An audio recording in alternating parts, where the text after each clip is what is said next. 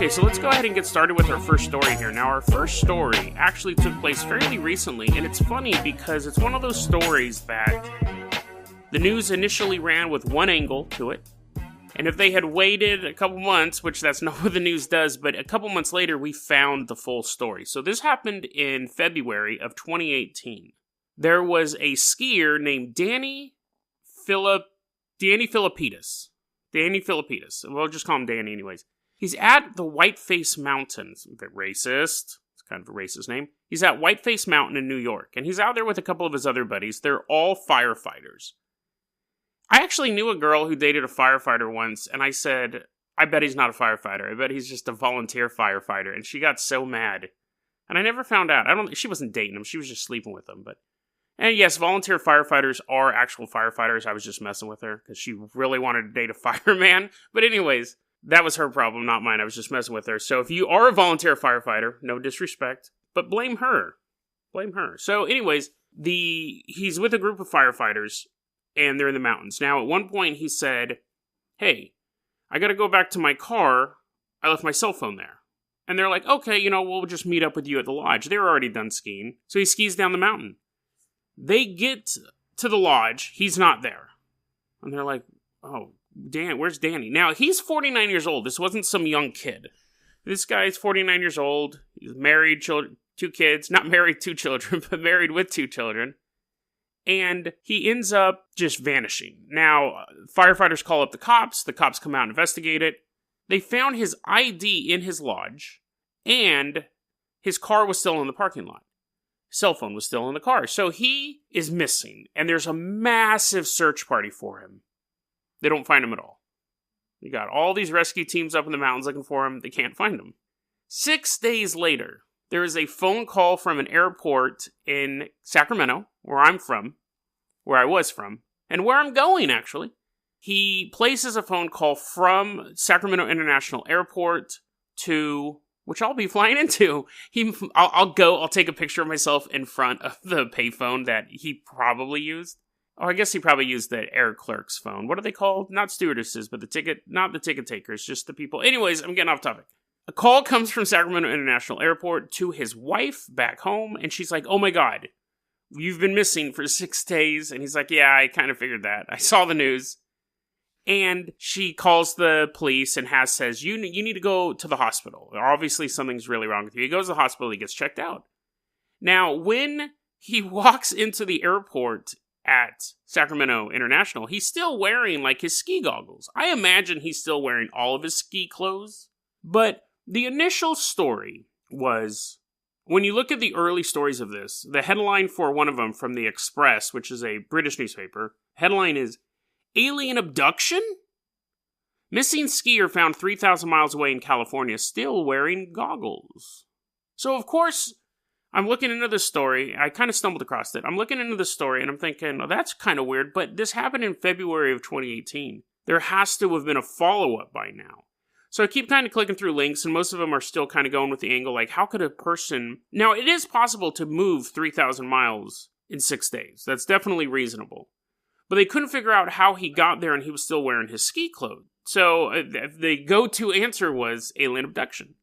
But in August, I found an article. In August 2018. It tells the whole story. So what happened was, Danny, they don't know how the story started. There weren't aliens involved, but the answer actually is much more odd because it could really happen to anybody. This is the theory, because even he doesn't remember how this started. But talking to doctors and investigators, he starts skiing back to his car to get a cell phone, and he actually takes a wrong turn. And at some point, coming down the mountain, going the wrong way, he must have hit his head. Enough that he got the sense knocked out of him. He didn't have amnesia, really, but I guess he did. He basically got hit on the head, like a Looney Tune character. He's skiing, and Wile E. Coyote is skiing behind him with a big thing of dynamite, and he's like, yoinks! And he hits a tree or something, hits a rock. And then when he kind of realizes, that's why it's not full amnesia, he gets up and goes, okay, I don't know where I'm at, I don't know what I'm doing, I'm just going to keep coming down this hill. He gets to another lodge that was for like a children's camp or something like that, that was not being used at the time, so there was no staff. It was completely abandoned. But in his daze, he thinks that's the right lodge. So he's kind of like looking around. He doesn't recognize anything.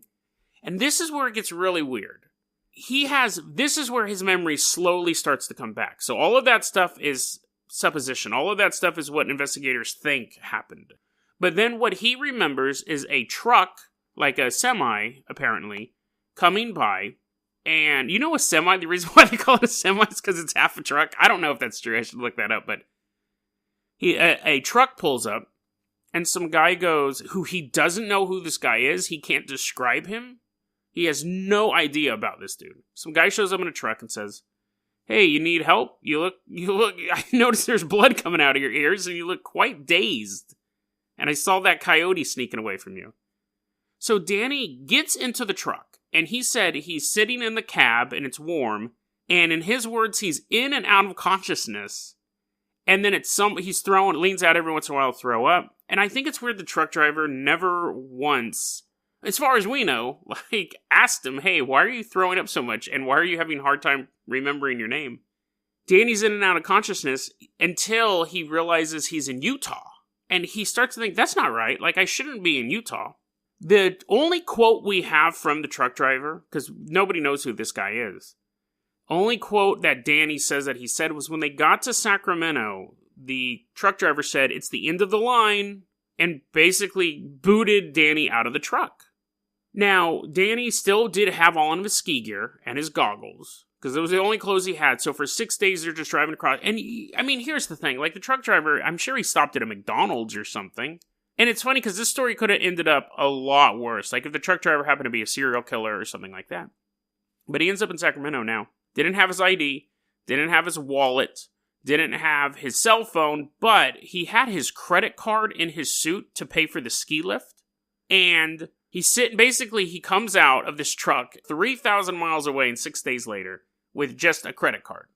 And this is where I was like, I wish. He has this credit card, and his first instinct is, I need to call somebody, but I don't know who. So he walks into an iPhone store, and what do they call it, Apple store?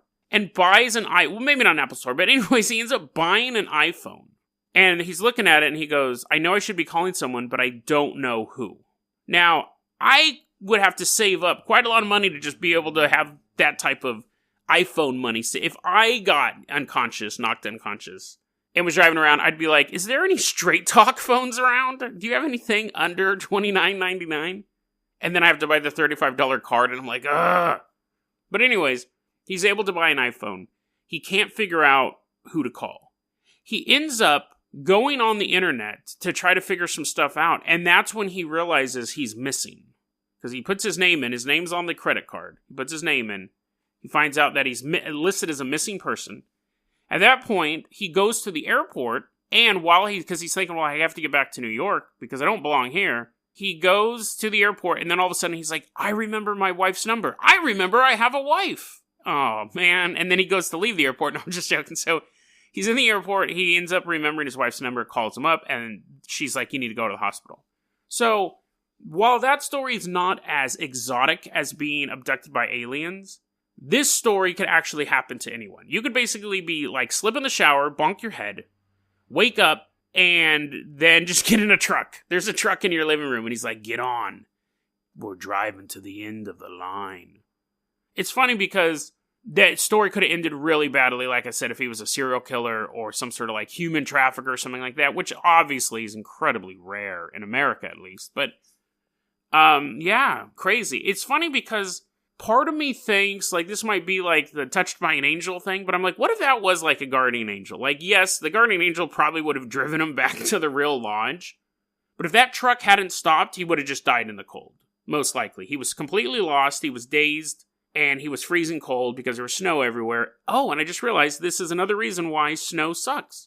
There was no snow, he wouldn't have gone skiing. If he hadn't gone skiing, he wouldn't have been chased by the coyote, and if he wasn't chased by the coyote, he wouldn't have had to buy an iPhone.